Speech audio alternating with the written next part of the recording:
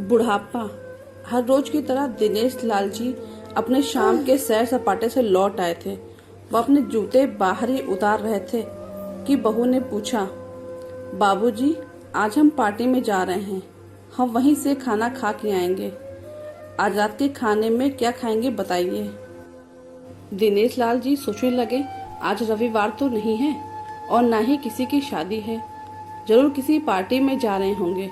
छोड़ो, मुझे क्या करना है इस उम्र में। अपने विचारों पर काबू करते हुए दिनेश लाल जी बोले, ऐसा करो बेटा, मेरे लिए 2 रोटियां बना दो, दूध के साथ रोटियां ही खाऊंगा। बहू तुरंत बोल उठी, बाबूजी, सुबह ही जो रोटियां बनाई थी उनमें से 2 रोटियां अभी भी बची हुई हैं। अगर आप। बहू ने अपना वाक्य अधूरा ही रहने दिया, लेकिन दिनेश लाल जी अच्छी तरह समझ गए कि वह क्या कहना चाहती थी। सुबह की रोटियां खाई तो गैस हो जाएगा। सुबह भी बहू ने मसाले वाली सब्जी ही बनाई थी, जिसके चलते अभी तक खट्टी ढकारें आ रही हैं। और इस उम्र में पेट को संभालना मतलब किसी बिगड़े हुए बच्चे को संभालने से भी ज्यादा कठिन काम है। बाबूजी बहू से बोले, नहीं बेटा, इस उम्र में सुबह की रोटी नहीं खा सकता। तुम्हें थोड़ी तकलीफ होगी, लेकिन मेरे लिए 2 ताजी रोटी बना दो। बहू को बहुत गुस्सा आया। वो गुस्से में ही बड़बड़ाते हुए उठी, अब 2 रोटियां बनाओ या 10 काम तो उतना ही बढ़ेगा। आटा गूंदो, रोटियां बनाओ, किचन और बर्तन साफ करो। इन्हें क्या है, इन्हें सिर्फ ऑर्डर देना है, काम तो मुझे करना पड़ता है ना। बस दिन रात इनकी सेवा ही करती रहो। बहू के बोल दिनेश लाल के कानों पर पड़ रहे थे। हे भगवान, सिर्फ 2 रोटियां बनाने में ही इतनी तकलीफ। मैंने कोई 5 पकवान तो नहीं मांगे थे। उन्हें बहुत गुस्सा आ गया, लेकिन गुस्सा वहाँ किया जाता है जहाँ कोई सुनने वाला हो। उन्होंने अपना गुस्सा निगल लिया। अब तो उन्हें जितनी जल्दी गुस्सा आता था उतनी जल्दी चला भी जाता था। दिनेश लाल जी को अपनी पत्नी की बहुत याद आई। निर्मला के जीते जी उन पर कभी बासी रोटी खाने की नौबत नहीं आई थी। उल्टा खाने में 10 चीजें और मिल जाती थी। खाने के साथ मीठा, पापड़, अचार, दही, छाछ, सलाद और पता नहीं क्या क्या। दिनेश जी को बहुत बुरा लग रहा था। रहने दो बहू, मैं सुबह की ही रोटी खा लूंगा, फिजूल में तुम्हें तकलीफ होगी। और वैसे भी तुम्हारे हाथों की रोटी बहुत मुलायम होती है, मुझे चलेगा। मेरी वजह से तुम लोगों को देर नहीं होनी चाहिए। बहू को तो सोने का खजाना जैसे मिल गया। वह अपनी आवाज मीठी करते हुए बोली, बाबूजी, आप चाय लेंगे क्या? दिनेश लाल जी अपने चाय पीने की इच्छा को दबाते हुए बोले, वैसे कोई खास इच्छा नहीं है चाय पीने की, मगर तुम अपने लिए बना रही हो तो मेरे लिए भी थोड़ी बना देना। हाँ बाबूजी, मैं अपने लिए बनाने वाली हूँ, आपके लिए भी बना देती हूँ। बहू बोलकर रसोई घर के अंदर चली गई। दिनेश लाल जी खुद से ही बातें करने लगे, अभी तो लाखों की जायदाद है मेरे पास, या घर भी मेरे नाम है और खाते में भी लाखों रुपए पड़े हैं। कभी बेटा विषय निकालता है तो मैं बोलकर टाल देता हूँ कि मेरे बाद तेरा ही तो सब कुछ है, और फिर भी 1 कप चाय और 2 ताजी रोटियों के लिए तरसना पड़ता है। तो उन बूढ़ों का क्या होता होगा जिनके पास संपत्ति के नाम पे सिवा पुरानी यादों के कुछ भी नहीं होता। निर्मला को याद करके दिनेश लाल की आंखों में आंसू चमकने लगे और धीरे से गालों पे सरक के। निर्मला के होते हुए उन्होंने घर का कोई भी काम नहीं किया था। आर्थिक जवाबदारी होके अलावा उनकी और कोई जवाबदारी नहीं थी। उनके व्यापार ने भी उन्हें अच्छा साथ दिया था। वह भी निर्मला से बहुत प्यार करते थे, लेकिन कभी जता या बता नहीं पाए। वह यह सच्चे दिल से मानते थे कि निर्मला उनकी किसी पूर्व जन्मों के पुण्य का फल है। लेकिन जिंदगी की भाग दौड़ में वह निर्मला की मन की इच्छाएं पूरी न कर सके। उन्हें वैष्णो देवी जाना था, लेकिन हर बार यह यात्रा अगले साल के लिए पोस्टपोन हो जाती। घर बार और संसार की जिम्मेदारी संभालते संभालते कब उनकी इच्छा उन्हीं के साथ चली गई पता ही नहीं चला। उनकी पोती 7 साल की थी और पोता 5 साल का था।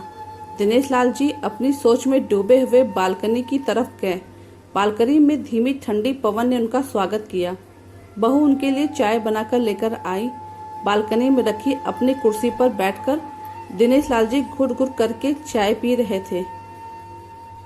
पी क्या रहे थे, निगल रहे थे, क्योंकि चाय के नाम पर सिर्फ कम शक्कर वाला गर्म पानी ही था, ना इलायची ना अदरक। दिनेश लाल जी मन ही मन सोचने लगे, बहू के जाने के बाद आज खुद अपने लिए हाथों से चाय बनाऊंगा। इलायची, अदरक और थोड़ी सी ज्यादा शक्कर डालकर उसके साथ रोटियां खा लूंगा। रोटियों की याद आते ही उनका मुंह फिर खट्टा हो गया। चाय खत्म होने पर खाली कप लेकर वह किचन में रखने गए तो वहां देखा कि बहू और बच्चों का कप धोने पड़ा है। उन्होंने भी अपना कप धोकर रख दिया और अपनी डायरी लेकर बालकनी में आ गए।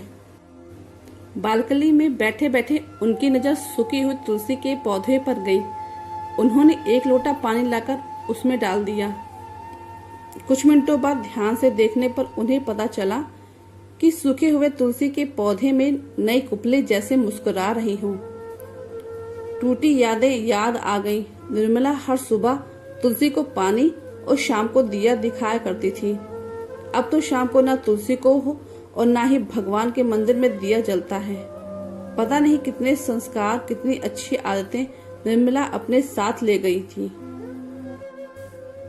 दिनेश लाल आसमान की तरफ देखकर बोले, निर्मला, मुझे और इस घर को अभी तुम्हारी जरूरत थी। तुम क्यों हमें छोड़कर चली गई? तुमने मुझे धोखा दिया है। तुमने हमेशा साथ रहने का वचन तोड़ दिया। तुम मुझे अकेला छोड़कर चली गई। दिनेश लाल की आंखें भर आईं। पापा, इतनी ठंडी हवाएं बह रही हैं और आप हैं कि बालकनी में बैठे हैं। अंदर आ जाइए, नहीं तो बीमार हो जाएंगे। बेटे ने दिनेश लाल जी से कहा। बेटा, बहू और पोता पोती सब तैयार होकर पार्टी के लिए निकल रहे थे। किसी ने झूठ मूठ ही मन रखने के लिए नहीं उनसे पूछा कि साथ चलिए। पापा, आप खाना खाकर जल्दी सो जाइएगा। हमें आने में जरा देर हो जाएगी। ज्यादा देर तक जागना आपकी सेहत के लिए अच्छा नहीं है। हमारे पास घर की दूसरी चाबी है। हमारी चिंता मत कीजिए, बेटे ने जाते हुए कहा। ऐसे बोल रहे हैं जैसे मेरी सेहत की बहुत फिक्र है। कितने दिनों से बोल रहा हूँ डॉक्टर के पास ले चलो। बीपी बढ़ा हुआ है, शुगर भी चेक करवाना है। थोड़ा सा भी चलता हूँ तो हांफने लगता हूँ। बेटा कहता है कि बुढ़ापे में यह सब तो होता ही है। ज्यादा भ्रम मत पालिए। वाह बेटा, बूढ़े बाप के पास बैठने के लिए थोड़ा सा भी टाइम नहीं है तेरे पास, और पार्टी के लिए टाइम ही टाइम है। ऐसे अनगिनत विचार उनके दिमाग में चल रहे थे, लेकिन फिर भी उन्होंने हाँ में सिर हिलाया। सभी पार्टी में चले गए। दिनेश लाल जी हॉल में रखे कुर्सी पर आकर बैठे। खाना खाने की अभी कोई इच्छा नहीं थी, इसलिए टीवी चालू की। आज वैलेंटाइन डे था, प्यार का दिन, इसलिए टीवी पर भी उसी के बारे में दिखा रहे थे। दिनेश लाल जी की नजर पास में रखे अपनी पत्नी की फ्रेम पर गई, जिसने लाल कलर की साड़ी पहन रखी थी। प्यार तो उन्होंने भी खूब किया था निर्मला जी से, पूरी जिंदगी किया था, जी जान से किया था, लेकिन कभी बोल नहीं पाए। टीवी पर दिखा रहे थे लोगों ने लाल कपड़े पहन रखे थे।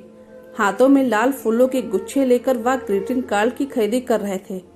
पता नहीं दिनेश लाल जी के मन में क्या आया, उन्होंने अपने पैसों का बटुआ लिया और निकल पड़े। निर्मला जी के याद में चलते चलते वह एक आइसक्रीम पार्लर के पास पहुंचे। उनको स्वाद चढ़ गया, उनकी सांसों की गति तेज हो गई थी। आइसक्रीम पार्लर के पास एक कुर्सी पर आकर बैठे, तभी वहां पर एक छोटी बच्ची आई जो गुब्बारे बेच रही थी। बच्ची बोली, दादाजी गुब्बारे लोगे क्या? इतने ही बचे हैं, बिक जाएंगे तो जल्दी घर चली जाऊंगी। दिनेश लाल जी ने देखा 10-12 रंग बिरंगे गुब्बारे थे।